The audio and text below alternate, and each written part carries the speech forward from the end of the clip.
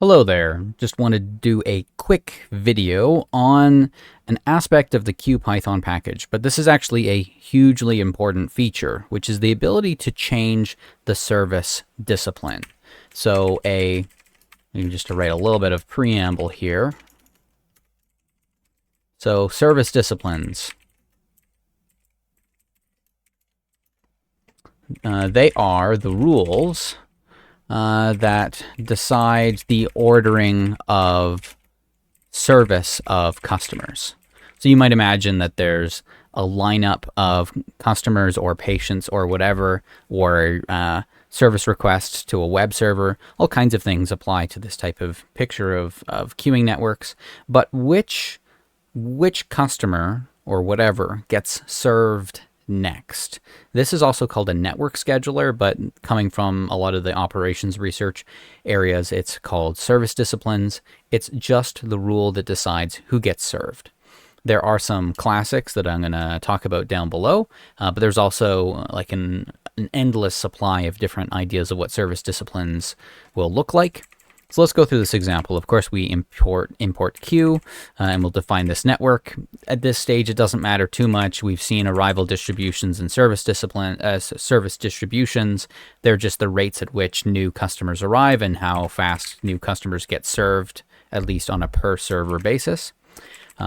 And I should mention in passing, and we'll come back to this, there are special service disciplines that involve processor sharing, where the tasks, the work is kind of broken up among the servers, and that's also a kind of technically a service discipline, but that's treated in a different way in Q, so we're not going to treat that here now. But here are some service disciplines. There's one for each node, and these are ones that are supported in Q, but in a future video, we'll look at how to create our own custom service disciplines. So let's go through these real quick. The first one here is a real classic of first in, first out. In other words, whatever customer arrives first is also going to be the first one that's served in terms of the ordering. That's often like things like at the grocery store, you've got a lineup of people and they get served at a given station one at a time, and that there's no jumping the line or anything like that. I'm not saying that that never happens, but that's kind of going to be your typical behavior.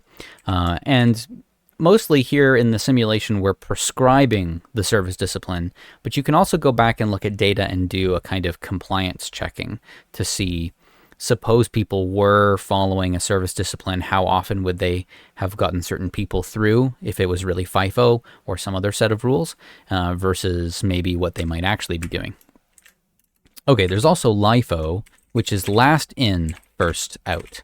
In other words, this is more like a computing stack, is the first example that comes to my mind anyway, of that requests come in and you deal with whatever is the latest incoming request first, and stuff that maybe was waiting already longer still has to wait even longer for the newer requests.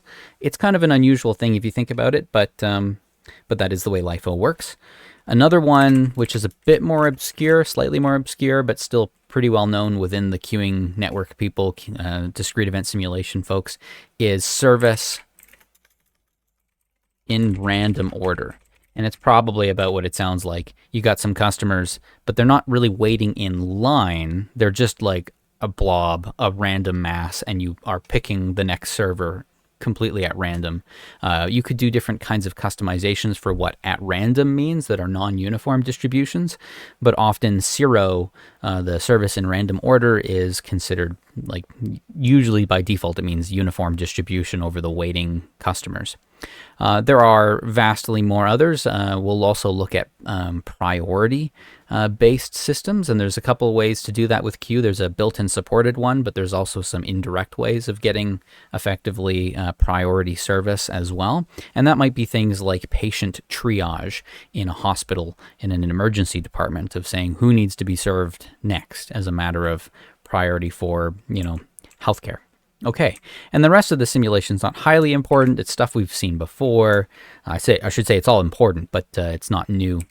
So number of servers, it's 1 at each of these. We've got a routing matrix where if you're at node 1, you got a 50-50 chance of going to one of the other 2 nodes. If you're at node 2, there's a 50-50 chance of going to the last node and otherwise leaving the system. And if you're at the very last node in this system, then there's a 100% chance of you leaving. And I just put in just enough code here so that we could technically run it, but we're not really going to analyze any results. It runs, which is great. One more thing I wanted to add before we close off this video is also this idea of, will the choice of service discipline actually speed up the completion of customers? And that really depends, completion of service to customers. And that really depends a lot on the properties of the service discipline.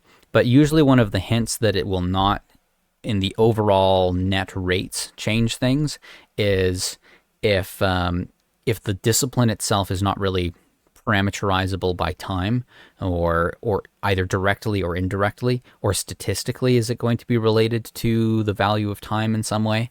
So for example, if I've got an idealized equilibrium kind of system, FIFO is not going to do faster than LIFO if all the customers are the same, and even if they weren't the same, if they had a stationary distribution of arrivals, it's like you'll get some equilibrium out of that. So it may change the content of the queue, which might matter, but it doesn't really affect the rate at which the customers get their service complete, and it may or may not affect the length of the waiting list of who's currently waiting, the length of the queues. Okay, so with that, that's a quick peek at service disciplines. Like a lot of components in queue, they're modular. You can throw them into the queue framework and they'll just work. We'll look at defining one so that you have more clarity about how they work, and then you'll know how to define your own for your own custom problem. Okay, with that, I hope you enjoy the rest of your day. Take care.